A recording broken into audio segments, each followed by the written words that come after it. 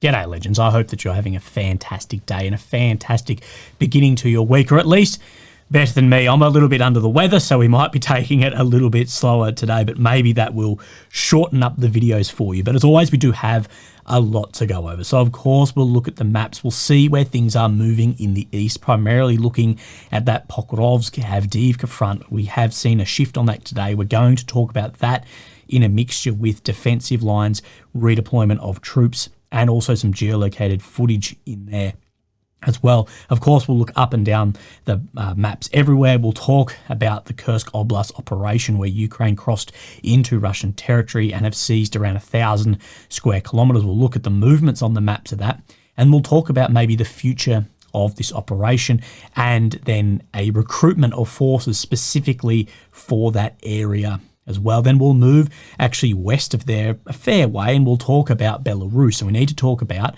what Ukraine's Ministry of Foreign Affairs has said about a buildup of Belarusian forces on their border and what would happen if there was some level of attack there. So we'll talk about that at length. I've got some footage to show you in that a little bit.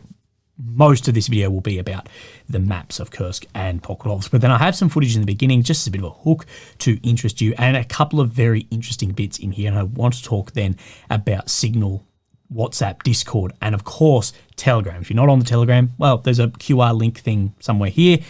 Come and join that too. Now, it has been a good couple of weeks since there has been a large missile and drone wave attacks into Ukraine. And this does have some concern that there may be a time to build up for this. That's maybe what Russia has been doing, and that there will be a mass missile and drone attack into Ukraine as somewhat of a payback for Kursk. So we'll wait and see if that occurs, but there is a lot of concern sort of building up, bubbling up about this. So let's talk about Telegram straight off the bat. We reported that the founder, the CEO, was arrested in France yesterday. Now, one of the Russian pages here, the arrest of Durov is the equivalent of arrest of the chair of communications of the Russian army, said the head of the Center of Development of Transport Technologies, saying the transmission of intel, ARDI, adjustments, broadcasting of video feeds from copters, so drones, and much more is really done very often via Telegram. So, of course, I'm saying here that a lot of that is done within the Russian military via Telegram. Now, firstly, this is not a shock, I don't think, to anyone who watches this war closely, knowing of the amount of reliance and use that Ukraine and Russia have on things like Signal, WhatsApp, Telegram, and Discord as well. Now, if I don't have Discord, but there is a Willy Discord that isn't then me. But this doesn't shock, I don't think, anyone who watches this closely, or if you are in the military and how much WhatsApp or Signal is used. There's not like some secret chat thing people use. How much effect will this have on the Russian forces?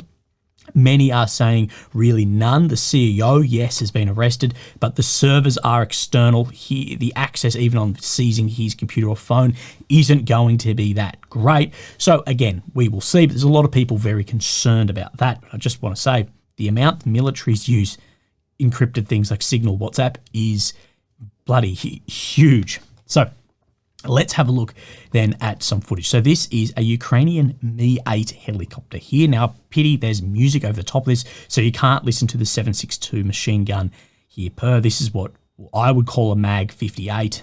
Other countries will call it something different, but best machine gun ever made. Way better, I would even say, than the Browning 50 cal. But you can see what here, as the camera comes down in its exposure a little bit, you will see a Russian Garan 2 drone, of course an analog of the Iranian Shahid, and then you can see this gentleman here firing on it. You can see then the fuel coming out and then the drone coming down.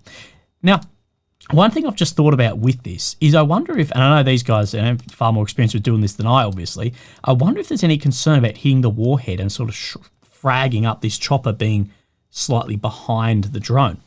I don't know, but interesting footage and much, much cheaper than a lot of air defense items out there. We've seen Russia do very similar to this to the seaborne drones in the Black Sea as well, the choppers and firing on those. Now, this is something interesting, and I cannot confirm or deny this. I'm not a good enough geolocator, but it is the anniversary of a Ukrainian fighter pilot, this gentleman here, who went by the call sign Juice.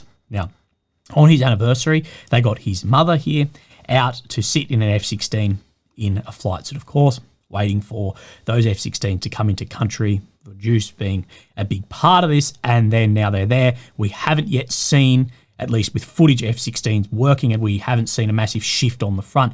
That isn't a surprise to anyone knowing the few of these and how much the F-16 actually is advancement from other platforms, but we'll talk on the F-16 further at some point. But what Russian pages are claiming is in this bit of footage here, from 29 to 30 seconds, this then commander here is hugging the mother, and you can see this building in the back here. Now, everything else in this video is blurred or in areas where you couldn't get a geolocation, but there are pages claiming they've actually geolocated that building and can get an idea of where these F-16s are stationed. Now, this isn't anything OPSEC. Well, it is OPSEC, but by me sharing this is not breach of this, it's all over Twitter.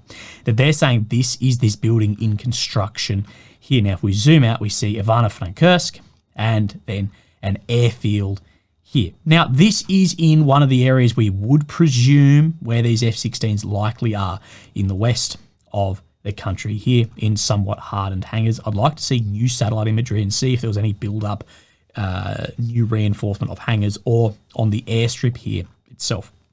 So that is just interesting as well. A lot of people are still saying that they will be located out in NATO and will fly in fuel, ammo, and keep going. But I thought I'd just share that as that's something interesting I found that was floating around all over the internet today. So look, let's talk about Kursk mixed in with Pokrovsk and how that is affecting and Belarus sort of all as one. Let me rearrange my folders here. So let's have a look at this. This was from the Ministry of Foreign Affairs Ukraine statement by Ukraine's Minister of Foreign Affairs on the Republic of Belarus unfriendly actions. According to data from Ukrainian intelligence agencies, the Republic of Belarus armed forces are concentrating a significant number of personnel, including special operations forces, weapons, military equipment, tanks, artillery, MLRS, so a lot of systems here, and presence of mercenaries from Wagner PMC were also recorded. We do know a lot of members from Wagner went across to Belarus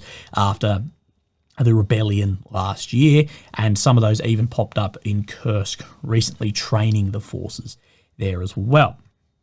Now, conducting exercises in the border area in close proximity to a nuclear power facility, the Chernobyl nuclear power plant, which sits just north of Kyiv, as we have seen in the opening weeks of this war, fighting in and around somewhere I'm sure you're very familiar with Chernobyl. Now, why may Belarus be amassing troops here?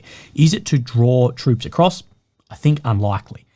Has actually come across in a fight? I think unlikely. I think it may be that the increased risk of that happening, you can't do nothing about that, could potentially draw other troops or reserves away from where Ukraine is pushing into Kursk, or then put reserves somewhere else on the border, further thinning out the Ukrainian forces. We warn Belarusian officials not to make tragic mistakes for their country under Moscow's pressure, and we urge its armed forces to cease unfriendly actions and to withdraw forces away from Ukraine's state border to a greater than firing range of Belarus's system, so more, say, than 50, 60, 70 kilometres back. Now, talking about drawing troops away, something else I should talk about here is there has been a lot of increased deployment in areas that border or are very close proximity to Russia to try and do this also. So there has been a redeployment or a deployment of more forces in Finland and also into areas in Japan to try and then thin out the Russian forces across their land mass as well. We emphasise that Ukraine has never and is not going to take any unfriendly actions against the Belarusian people. We warn that in case of violation of Ukraine's state border by Belarus, our state will take all necessary measures to exercise the right to self-defence guaranteed by the UN Charter. Consequently, all troop concentration, military facilities and supply routes in Belarus will become legitimate targets for the armed forces of Ukraine. So if anything then happens here, Ukraine is saying then everything becomes then a legitimate target by the UN Charter for self-defence. We have seen Russian troops cross from Belarus. We had seen in the beginning missiles fired in from Belarus here. Will we actually see Belarus open up something here? I think unlikely, but if it did, it would then further stretch the Ukrainian forces as well. I've seen a lot of people, a lot of very experienced people talk about Ukraine would make easy work of Belarus. Most likely, if it was Belarus v Ukraine without everything going on in the east and the north. We know Ukraine already has a shortage of manpower in areas already. If somewhere else was to open up, that could become critical in other areas.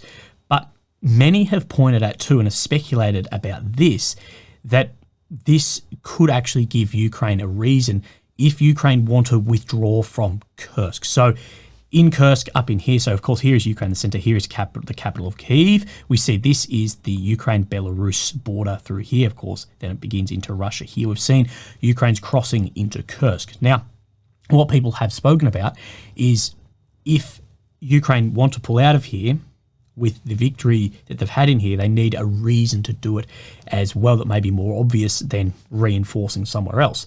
So if the desired effect in some areas has been found and others hasn't. So if the desired effect in here was to capture a large amount of POWs with relatively little resistance to get a lot of ground and positive PR worldwide, absolutely successful. But as Russia redeploys in here, builds then defensive works, Zelensky's exchange fund here is going to get more expensive as it's going to be harder to move everywhere.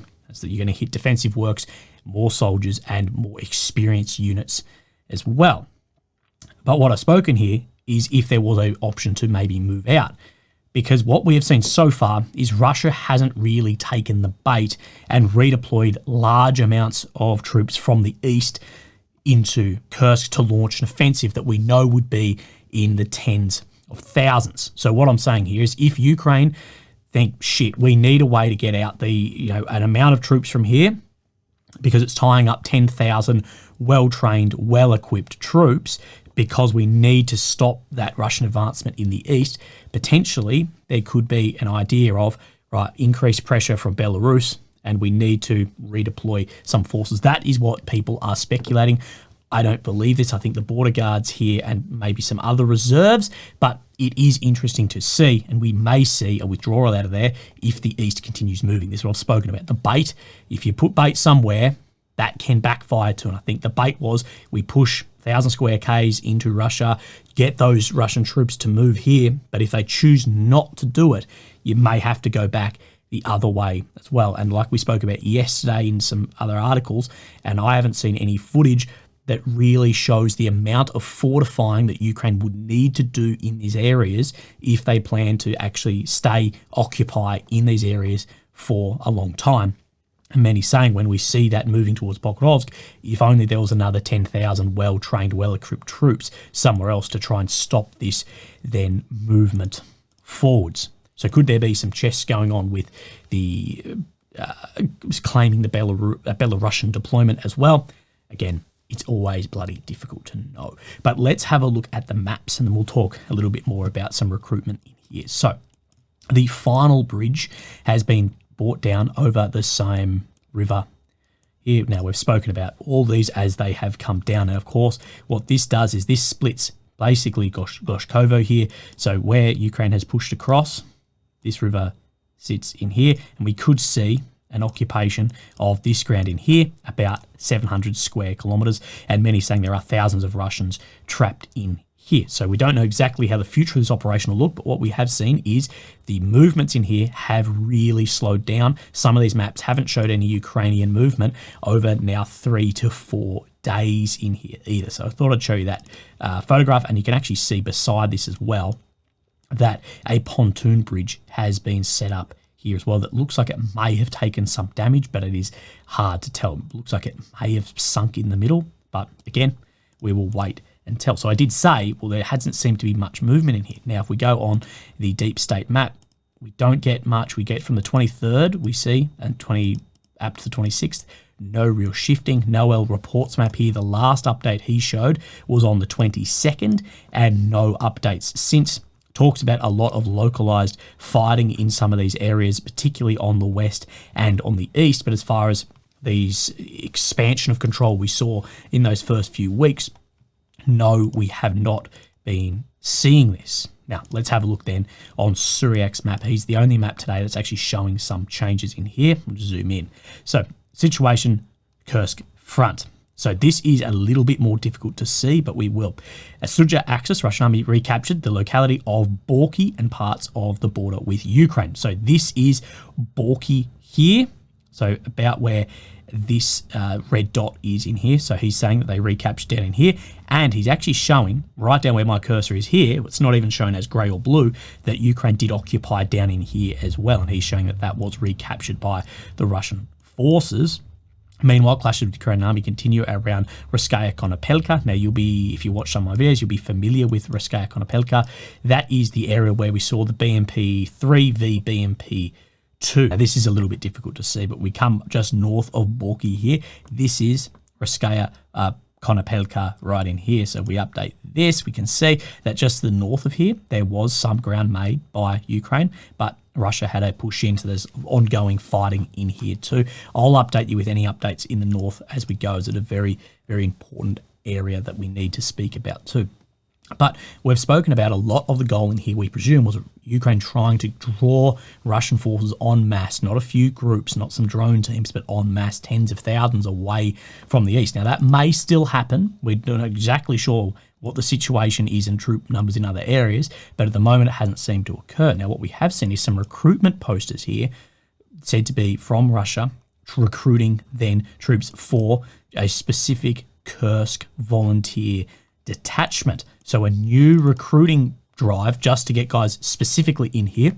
And what this tells me, if you're recruiting basically just guys off the street, you're going to have lower trained, but it may be defense. We do know for digging defense, sitting in defense, the amount of training needed compared to like an offensive force is significantly less. So what we have spoken about is one of the things in here, if Russia just choose to defend, just build in defensive works and just sit here, it could backfire on Ukraine, as Ukraine are going to need thousands of troops in here and tens of kilometers of new front line, and they have to then man, which if you're the inferior numerical force, if you're inferior in numerical numbers, that isn't exactly what you would then want. So their money is equivalent to a participant in the special military operation. You become a combat veteran. Your long service pension, so if you are a cop or something, that continues on and you retain your job, and 18 to 65, so a wide bloody breadth here of their recruiting. So, and then 6 months, and then your contract comes to an end. So that is interesting, that maybe recruiting brand new forces rather than existing forces here, and that tells me at least that recruiting new guys, so they may not want to draw forces, but maybe it will just be a defense force, not an offensive sweep through. Or maybe it will be behind the line of offensive actions. But let's then have a look here at some areas on this map that have shifted. So let's come down Donetsk Oblast. We need to look at Pokrovsk, Avdiivka front. Now, this we can see is closing up between these two then reservoirs in here. Also a push to the south of Mykolaiivka, Novohorivka as well, and out to the north, expanding this control further. And this is of, I think, concern in here when we see that this has not slowed, if anything, has actually sped up the advancement here in that area in the north. So we'll look at Suryak in here. Now, Suryak does show already this control between the reservoirs, but is showing more control down to just the south here of the Vovcha, filling in some areas which may have already been filled in, and this push down towards Memrik as well, and this push out into Krasnohorudka as well. Now, many are saying that this Novohorivka, many are saying that this has actually come under Russian control today. Now, this is an area of about 14,000. That was the footage we saw the Russian infantry engage the Ukrainian tank, and we pointed out that, hey, there's actually not that much damage in this city. That tells us that the advancement into here was maybe very quick as well, or the defensive works within the city were very minimal themselves. And there's been a lot of concern about this as well. So we have this bloke on Twitter as well, that the Russian invasion army needed 3 days to capture most of the 14,000 inhabitants. So that's how large the town is. There's not that many there. It's 10 kilometres to the southeast of Pokrovsk without a single armoured vehicle and leaving the infrastructure mostly intact. This, no comments, are saying this is not good. And I've drawn in the circle of whereabouts we saw that tank and engaged. And he says it cannot be overstated that the loss of Pokrovsk would mean to the entire Ukrainian front in the east it won't get into any mind why the Ukrainian General Staff is seeing this differently. They cannot see any working effort to slow down the Russian offensive in this area. Loss of Pokrovsk could be very critical for this area, especially then if we have a look at the fortifications in here. So the fortification map I normally bring up is by John Helen, J_J Helen on Twitter. That with the claimed fall of these two areas, the Russians have now moved the fighting in the last solid to the last solid line of fortification between Pokrovsk and Minograd. Both Ukrainian and Russian sources are claiming Russians have taken the village. So this is the area we're talking about down in here of Novohorodka as per the claims, and we're into these last defensive lines before Pokrovsk, Minograd. And as we have said, then even behind this, it thins out even more. So this is an area I can't see why there's not huge focus in trying to stabilize this, due to, if this does expand and control, the ability to then push to the south, or the ability to put so much more pressure to the north on areas like Kramatorsk, Sloviansk, and support up into, say, areas like Bakhmut as well, and with the New York front here, could be huge. But like Julian says, we can't see why there's not more focus in here either. Now, we do have some interesting videos shared around today, but I want to show you a geolocation of why this is probably older. So there's not that much real footage of Abrams being used. Now, what we can see is in this direction, we can see an Abram here with contact armor on it, then actually actively being used. Again, Telegram, if you want to go and watch the full bit of footage, firing directly on trench systems in here as well. This, interestingly, will actually be in trench systems. These are Ukrainian trench systems that have been occupied by Russian forces. Sorry, that was actually the wrong Abrams video, but you can have it for free. So what we can see here is an Abrams working Pokrov's direction. As we know, that's where the 47th Battalion are sitting, and of course where these are being used. So we see then the Abrams cruising down here. We can see it fire and then destroying this building near this reservoir. The reason I say that this footage is most likely older is that we get this geolocation out to the south of Zeleny. So this tank working a long way back in here against former Ukrainian positions, now Russian positions, but it's a long way back. Although released today, it's definitely older footage. Now, this spire cruising down here towards Memrik, this is also then also shown across Noel Report's map here. Funnily, he actually shows a further push, I believe, than both Syriac and Deep State map as well. So it'll be interesting to see